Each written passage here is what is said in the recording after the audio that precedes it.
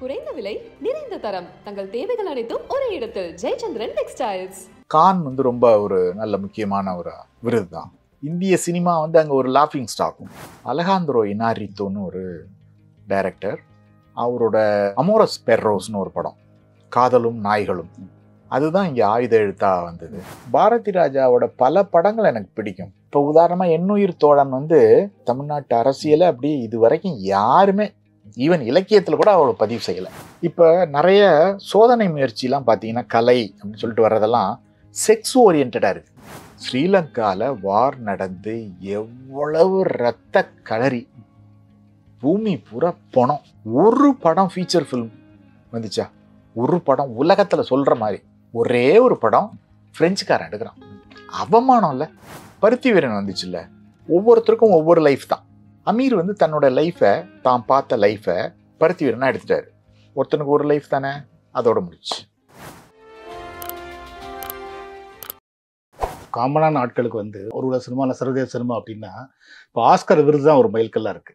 Oscar விருது வாங்கின படங்கள், ஆனால் ஆஸ்கர் விருதுக்கு பரிந்துரை செய்யப்பட்ட படங்கள், அதை பார்த்துட்டு ஒரு உலக சினிமா அப்படின்னு நினைக்கிறாங்க. அது சரியா? ரொம்ப தப்பு. அது அப்படி நிலை பெற்றிருக்கு.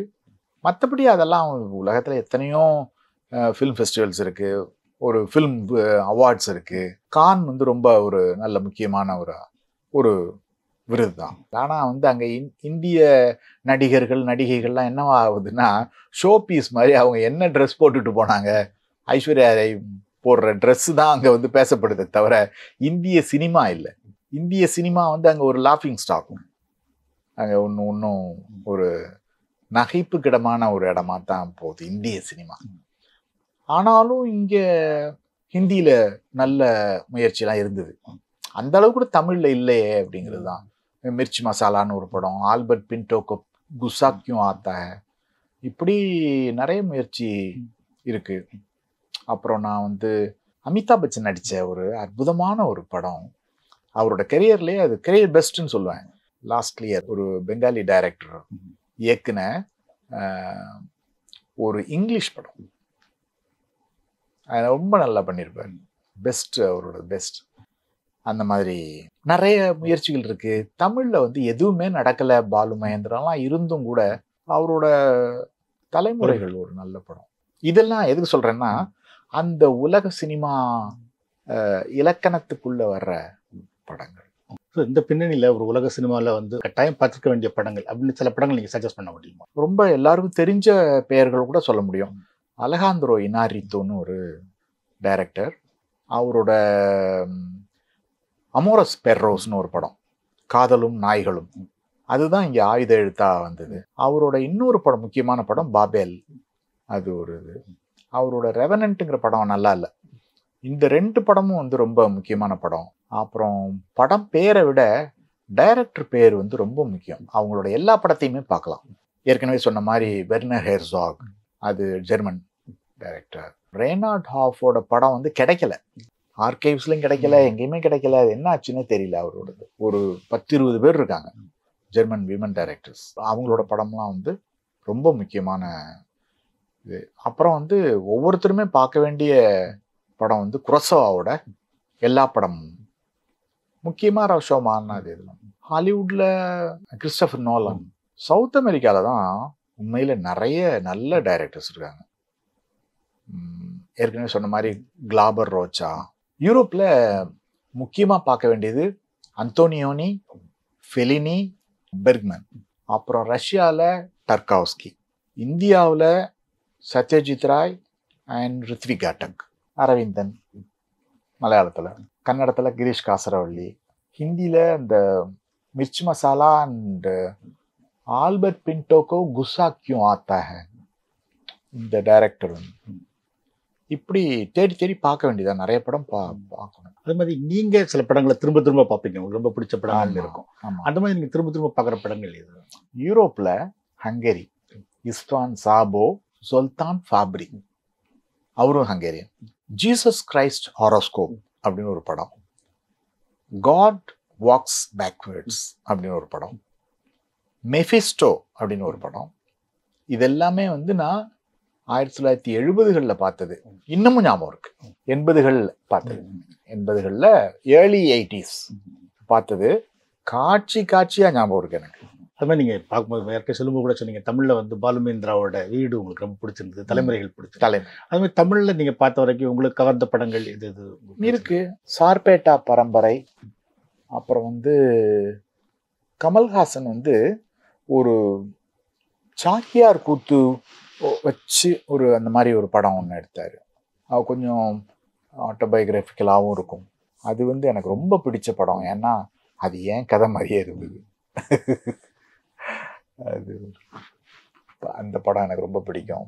குணா பிடிக்கும், அன்பே சிவம் கூட பிடிக்கும். பாரதி ராஜாவோட பல படங்கள் எனக்கு பிடிக்கும். அது ஆனால் உலக படமாக ஏன் மாறலை? அவர் வந்து இந்த மக்களுக்காகவே நிறைய பாட்டுகளை போட்டு இளையராஜாவை போட்டு அதை ஒரு இது பண்ணி விட்டாருங்கிறது தான். இப்போ உதாரணமாக எண்ணுயிர் தோழன் வந்து தமிழ் அரசியலோட, தமிழ்நாட்டு அரசியலை அப்படி இது வரைக்கும் யாருமே ஈவன் இலக்கியத்தில் கூட அவளை பதிவு செய்யலை. அப்படி பதிவு செஞ்சிருக்காரு. அதில் சம்மந்தப்பட்டவங்கெல்லாம் கலவரமாயிருக்கணும், அப்படி ஆனால் நடக்கலை. Bold attempt. அது உலக அளவில் ஏன் சத்யஜித் ராய் அளவுக்கு வந்து பாரதி ராஜா போக முடியல? அந்த கிராமரில் இல்லைங்கிறது தான்.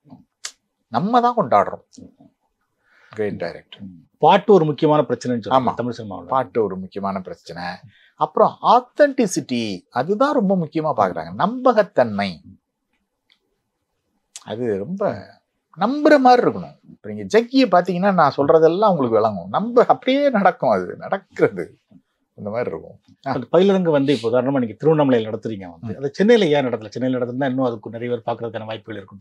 திருவண்ணாமலையில எனக்கு வந்து பவா செல்லத்துறை ரொம்ப நெருங்கின நண்பர். பவா செல்லத்துறையோட நண்பர் கருணா. கருணா வந்து ரொம்ப இலக்கிய ஆர்வலர். அவர் ரொம்ப காலமா எனக்கு ஃப்ரெண்டு.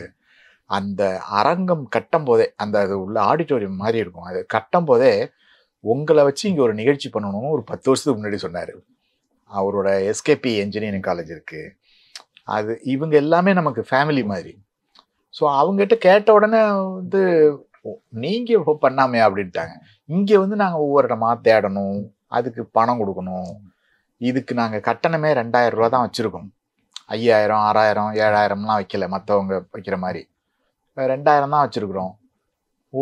நாங்கள் 50 பேர் தான் வருவாங்கன்னு நினச்சோம். நீங்கள் அரங்கத்துக்கும் காசு கொடுத்து அதுக்கப்புறம் வந்து நான் ப்ரொஜெக்டர் அந்த இதெல்லாம் வேணும் இல்லையா, நம்ம கொஞ்சம் கொஞ்சம் காமிக்கணும்ல, 2 நிமிஷம் அதெல்லாம். ஸோ இது எல்லாமே வந்து நம்ம கைவிட்டு காசு விடணுங்கிற மாதிரி ஆகிடும். ஸோ அங்கன்னா நமக்கு எல்லாமே அவங்கெல்லாம் நம்ம குடும்பத்தை சேர்ந்தவங்க மாதிரி. ஸோ கிடச்சிது. அதோட இன்சார்ஜு அரங்கா விஷ்ணுபுரம் வாசகத்தில் முக்கியமான ஆள்.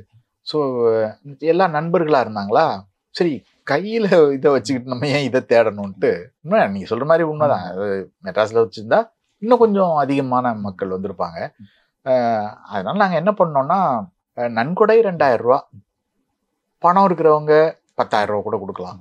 அந்த 10,000த்தில் என்ன பண்ணுவோம்னா, பணம் கொடுக்க முடியாத ஸ்டூடெண்ட்ஸ் இருக்காங்களா, அவங்கள நாங்கள் ஒரு 10 பேரை கூப்பிட்ருவோம். ஏன்னா நிறைய ஸ்டூடெண்ட்ஸ் வரணும்னு ஆசைப்பட்றாங்க.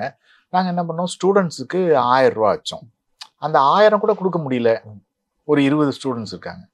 ஸோ பல்வேறுபட்ட காலேஜிலலாம் ரொம்ப இன்ட்ரெஸ்டடாக இருக்காங்க ஸ்டூடெண்ட்ஸ் வந்து. ஸோ அவங்களெல்லாம் கூப்பிட்டு திரட்டி வச்சு, நான் இதன் மூலமாக சொல்ல விரும்புகிறது என்னென்னா, பணம் இருக்கிறவங்க 2000க்கு மேலேயும் கொடுத்தா நிறைய அதுக்கு தகுந்த மாதிரி ஸ்டூடெண்ட்ஸ் எடுத்துக்கலாம். ஸ்டூடெண்ட்ஸ் ரொம்ப பேர் ஆர்வமாக இருக்காங்க. ஸோ மினிமம் கட்டணம் வந்து 2000, ஸ்டூடெண்ட்ஸுக்கு 1000. ஜூன் 30 எஸ்கேபி என்ஜினியரிங் காலேஜில் காலையில் 10 மணிலேருந்து சாயந்தரம் 6 மணி வரைக்கும் லஞ்ச் பிரேக் 1 hour சாப்பாடு காலேஜில் கொடுத்துருவாங்க. எனக்கு தெரிஞ்சு 1978 இன்னைய வரைக்கும் நான் வேர்ல்டு சினிமா பார்த்துக்கிட்டே இருக்கேன். ஸோ அப்படியே கடல் மாதிரி இருக்கு. அது எல்லாத்தையும் அந்த ஒரு நாளையில் உங்களுக்கு கொடுத்துடணும். அது எப்படின்னா, இந்த படத்தோட கதை எப்படி, அந்த படத்தோட கதை எப்படி, இந்த மாதிரி உலக சினிமா இல்லை.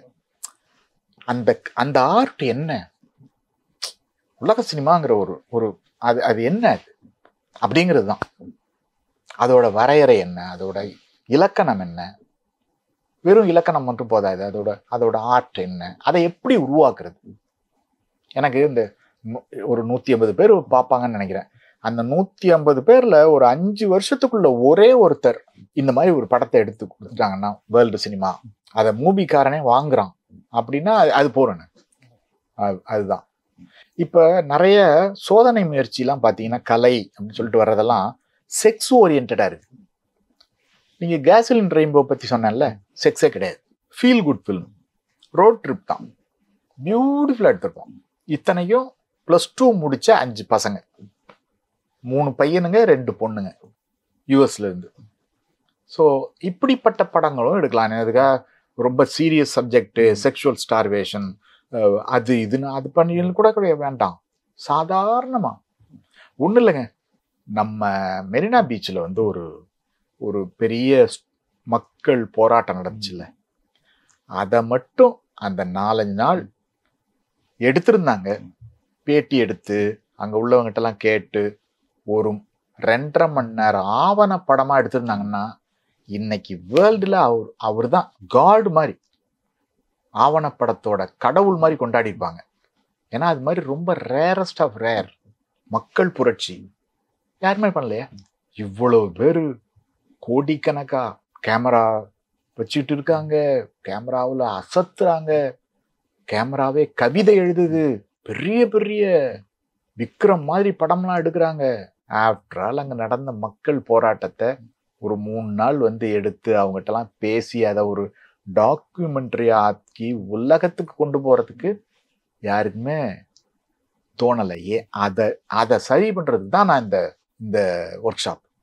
இனிமேல் ஒரு போராட்டம் நடந்துச்சுன்னா, போராட்டம்னு இல்லை, ஒரு மக்கள் கூடுற ஒரு இது இருந்துச்சுன்னு வச்சுங்களேன், அங்க போய் டாக்குமெண்ட்ரி எடுத்துடணும். ஏன்னா நான் அந்த கேசலின் ரெயின்போ சொல்றேன்ல, அந்த டைரக்டர் ராஸ் பிரதர்ஸ் வந்து இதுக்கு முன்னாடி ஒரு படம் எடுத்தாங்கல்ல, டாக்குமெண்ட்ரின்னு சொன்னேன்.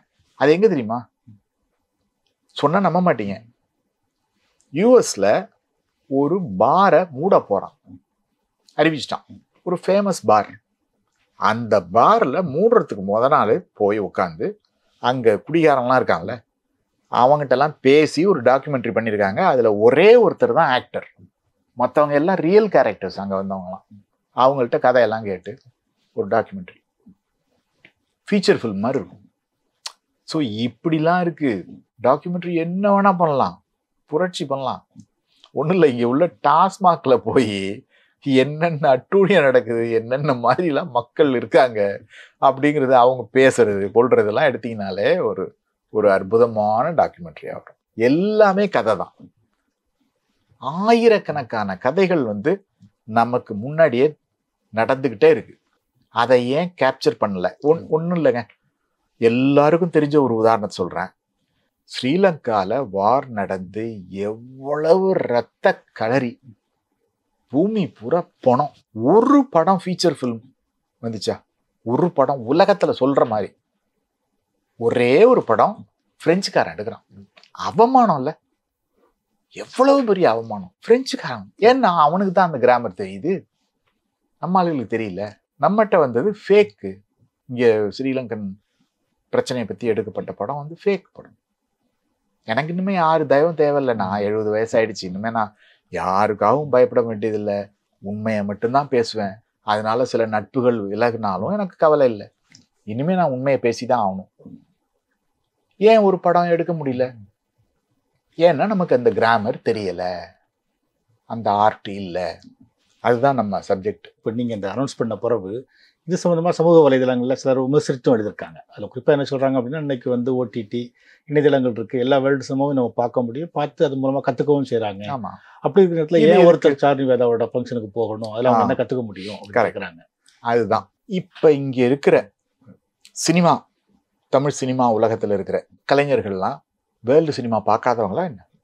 எல்லாம் பார்த்தவங்க. இன்னைக்கு மூவி மூலமாகவும் நான் சொல்ற வெர்னர் ஹெர்சாக எல்லாரும் பார்த்துருக்காங்க. எல்லாரையும் பார்த்தாச்சு. ஒண்ணுமே நடக்கல. ஏன் நடக்கல, எப்படி நடக்க வைக்கலாங்கிறது தான் என்னோட சப்ஜெக்ட். அந்த இப்போ அதுக்கு டெமான்ஸ்ட்ரேட் பண்ணனே. ஒரு மக்கள் போராட்டம் மெரினாவில் நடந்துச்சு, ஏன் எடுக்கல? நான் என் பையனை எடுக்க வைப்பேன், என் ஸ்டூடெண்ட்டை எடுக்க வைப்பேன். தம்பி இன்னென்ன மாதிரி செய்யி, போ, எல்லாத்தையும் படம் பிடி, அங்க இருக்கிறவங்ககிட்ட எல்லாம் பேசு, அப்புறமா கட் பண்ணு, எல்லார்ட்டையும் பேசு, ஓப்பனாக பேச சொல்லு.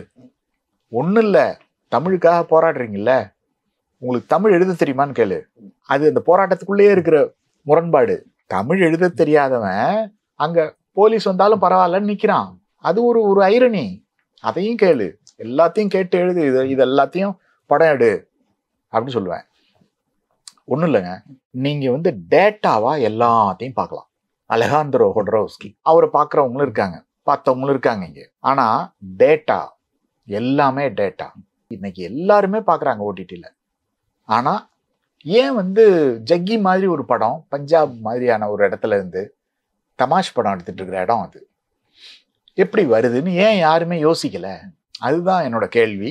அதை யோசிக்க வைக்கிறது தான், தம்பி இது டேட்டா இல்லை, அந்த படம் பார்த்துட்டேன், இந்த படம் பார்த்துட்டேன், ஹொடரோவ்ஸ்கி பார்த்துட்டேன், வெர்னர் ஹெர்சாக் எல்லாமே பார்த்துருக்கேன், அது இல்லை, டேட்டா இல்லை. இதை எப்படி ஆர்ட்டா புரிஞ்சுக்கிறது, நீ எப்படி எடுக்கிறது? 5 லட்சம் சேரு, ஒரு 10 பேரை கூட்டணி சேர்த்துக்க, 50 லட்சம் ஆச்சு, எடுத்துரு. ஒன்றும் இல்லை, மானசரோவர்னு ஒரு அசோகமித்திரனோட நாவல், அதை எடுத்து 50 லட்சத்தில் உலக சினிமா, அந்த உலக ஆடியன்ஸுக்கு போட்டுக்காமே, நீ தான் தாதா, நீ தான் சத்யஜித்ரே. இப்படிப்பட்ட இடம் இருக்குல்ல, ஒவ்வொரு பக்கத்துலையும் ஒவ்வொரு இடமா வந்துக்கிட்டே இருக்கு. நுவான்ஸ்ன்னு சொல்கிறோம்ல, அதில் வர்ற ப்ரொட்டகனிஸ்ட்டு ஒரு சினிமா கம்பெனியில் உதவியாளராக இருக்கான். ஒரு வாரம் உறக்கம் தண்ணி இல்லாமல் அந்த ஸ்டுடியோவிலே வேலை செஞ்சு 8வது நாள் மயக்கடிச்சு விழுந்துருவான். பிராமணன், அப்போல்லாம் ஃபிலிம் வேர்ல்டே வந்து பிராமணர்கள் தான். அவன் 8வது நாள் மயக்கடிச்சு விழுந்துருவான். அப்படி தூக்கிட்டு வீட்டுக்கு வராங்க. அவன் பொண்டாட்டி, பகல்லே தண்ணி அடிக்க ஆரம்பிச்சேளா? உலக சினிமா இந்த மாதிரி பக்கத்துக்கு பக்கம் இருக்கு. 100 பக்கம்னா 100 நுவான்ஸ் இருக்கு, 100 சம்பவம் இருக்கு. இப்படி யங்ஸ்டர்ஸ் இதை படிங்க, ஏன்னா படிக்கிறது ரொம்ப முக்கியம். பருத்தி வீரன் வந்துச்சுல்ல, ஒவ்வொருத்தருக்கும் ஒவ்வொரு லைஃப் தான். அமீர் வந்து தன்னோட லைஃபை, தான் பார்த்த லைஃபை, ஆட்டோபயோகிராஃபியை பருத்தி வீரனா எடுத்துட்டாரு. ஒருத்தனுக்கு ஒரு லைஃப் தானே, அதோட முடிச்சு. இப்படி இருந்தா என்னங்க, படம் எடுக்க முடியாது. படம் எடுக்கிறதுக்கு வந்து என்னோட லைஃப் மட்டும்தான் இல்லை, ஏராளமான விஷயம் இருக்கு. இப்போ நான் சொன்னேன் பாருங்க, மயக்கடிச்சு விழுந்தவனை வந்து தண்ணி அடிச்சு வந்துட்டீங்களான்னு கேட்கறது. இந்த குரூவல்ட்டிலாம் யார் எடுக்கிறது? பார்க்கணும், படிக்கணும், இன்னொருத்தனோட கதையை கேட்கணும். அப்போ அதை வந்து ஒரு ஆர்ட்டாக நம்ம உள்ளே வாங்கிக்கிட்டோம்னா நம்மளால் வந்து, இல்லைன்னா பாருங்க, 85 வயசாச்சு இவர் வந்து மார்ட்டின் ஸ்கார்செஸி வந்து Wolf of the Wall Street எடுக்கிறாரு. எவ்வளவு ஆக்ரோஷமான படம் பார்த்தீங்களா? அப்படியே நரம்பெல்லாம் வெட்டிச்சிடும் அந்த படம் பார்க்கும்போது. அவர் பார்த்தா 80+ இருக்காரு. ஸோ இப்படி இப்போ கூட ஒரு ரீசெண்டாக ஒரு படம் வந்திருக்கு, நான் பார்த்தேன். ஃப்ளவர் மூன், அதுவும் அந்த மாதிரி தான். இப்படிலாம் எடுக்கிறாங்க. ஏன்னா படிச்சுக்கிட்டே இருக்காங்க, பார்த்துக்கிட்டே இருக்காங்க, லைஃப்பை விதவிதமாக கற்பனை பண்ணுறாங்க. இன்செப்ஷனில் பார்த்தீங்கன்னா அது ஒரு விதமாக டைம் பற்றி அப்படியே போகுது, எங்கெங்கேயோ போகுது. ட்ரீம்ங்கிறான், ட்ரீமுக்குள்ள ட்ரீம்ங்கிறான், பம்பரத்தை சுற்றி விட்டு ட்ரீமா, நீங்கள் ட்ரீமில் இருக்கீங்களா ரியல் வேர்ல்டில் இருக்கீங்களா அப்படிங்கிறதுக்கு இவன் சொல்கிறான். பம்பரத்தை சுற்றி விடு, ட்ரீமுக்கு எண்டு கிடையாது. அதாவது டைம் வந்து இப்போ வந்து நீங்கள் 5 நிமிஷங்கிறது ட்ரீமில் வந்து 50 நிமிஷமாக இருக்கும். பம்பரம் சுற்றிக்கிட்டே இருந்தால் அது ட்ரீம், நின்றுடுச்சுன்னா ரியாலிட்டி அப்படிங்கிறான். இது எவ்வளோ பெரிய கான்செப்ட். அப்புறம் இன்னொரு கேள்வி கேட்பான், ட்ரீம்குள்ளேயே ட்ரீம் இருந்துச்சுன்னா அப்போ பம்பரம் என்ன ஆகும்னு கேட்பான். இப்படி அது காரணம் வந்து அவன் போர்ஹெஸோட ஸ்டூடெண்ட், போர்ஹெஸ் படித்தவன் அவன், கிறிஸ்டோபர் நோலன். நம்ம படித்தா வந்து தலைக்குள்ள பூரானா ஓடுது, பூச்சியா ஓடுதுன்னுட்டு இருந்தோம்னா அப்புறம் படிக்கிறதும் இல்லை. உலக சினிமா பார்த்துட்டு அதை டேட்டாவாக கலெக்ட் பண்ணி வச்சுக்கிறது. கிம் கி டூக் கிட்ட பார்த்தீங்கன்னா எத்தனை விதமான, எத்தனை ஜானரில் எடுக்கிறாரு பார்த்தீங்களா? இந்த ஸ்ப்ரிங், சம்மர், ஆட்டம், சம்மர், இந்த படம், இந்த இது இருக்கே, இது பார்த்தா பயங்கர ஸ்பிரிச்சுவலாக இருக்கும்.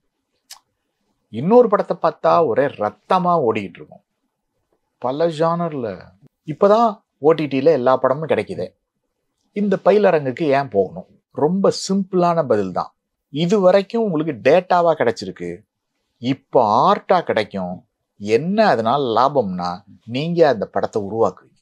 நன்றி. நல்லது நல்லது.